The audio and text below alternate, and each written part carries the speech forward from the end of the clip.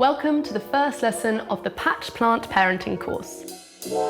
We've tried, tested and condensed experts' advice into 11 bite-sized lessons so that you can learn how to simply keep your houseplants alive.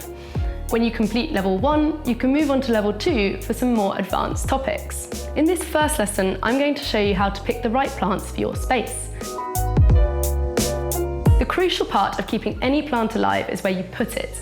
By trying to recreate the amount of sunlight and water a plant would naturally receive in its habitat, you'll be halfway there. If you've got a desert plant, then you'll need lots of warm, dry light, whereas tropical plants prefer shadier spots and lots of humidity. To help, use the filters on Patch's website to pick the right plants for where you want to put them. In lesson 2, we'll cover how much you should water your plant.